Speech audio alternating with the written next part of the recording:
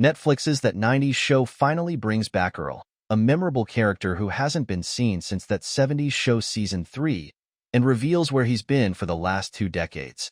While Red and Kitty Foreman are the only notable figures from That 70s Show who return as primary characters in That 90s Show, the Netflix sequel series has done an excellent job of reintroducing classic recurring characters from the original sitcom.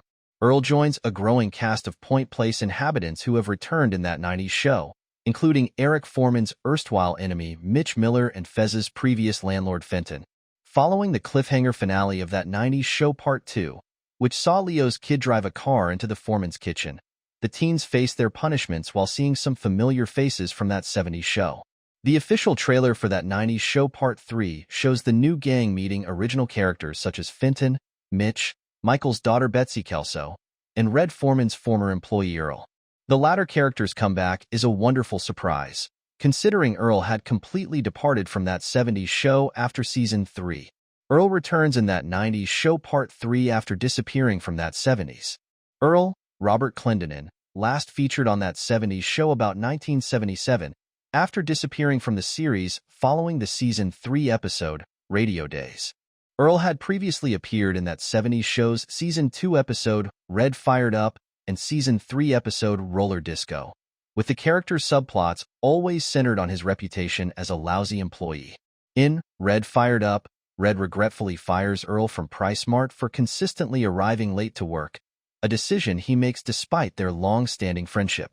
Earl's 2 subsequent appearances on That 70s Show extended the ongoing gag about his inadequate work ethic and fury at Red for firing him. In Roller Disco, Earl even sues Red for wrongful termination, putting Eric in a difficult position between wanting to defend his father and not wanting to lie about the Foreman family members' frequent rage and insults. Earl would only appear in one more episode of That 70s Show, leaving his fate somewhat uncertain, as was the case with many early recurrent characters. The trailer implies that Earl has yet another new job, raising the issue of how many roles he has held at various companies in Point Place over the years. Part 3 of That 90s Show is now updating viewers up on Earl's life in the decades after his last contact with the Foreman family. The trailer implies that Earl has yet another new job, raising the issue of how many roles he has held at various companies in Point Place over the years. Robert Clendenin portrays Earl, who greets unseen characters in a classroom by saying, "Welcome, friends," and waving his hand.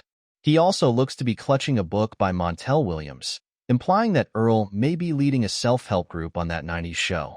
Earl's return follows the 90s Show's trend of reuniting the original cast with old rivals.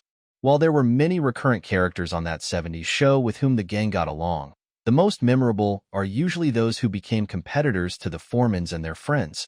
As a result, it stands to reason that these relatively adversarial original characters would make cameo appearances in That 90s Show. However, That 90s Show allows them to start disputes with new characters rather than their nemesis from That 70s Show. In That 90s Show Part 1, Fez reignited his feud with Fenton, his landlord from That 70s Show Season 8. Fenton is also expected to return in That 90s Show Part 3, but he disagrees with Nikki and Nate this time around. Meanwhile, Mitch Miller reappears in That 90s Show Parts 2 and 3, but without his adversary Eric Foreman, his character's squabbles focus on Eric's daughter Leia, mall guests and staff, and his former crush Donna Pinciotti. With Earl's return, he'll be able to confront Red and the next Foreman generation at Point Place.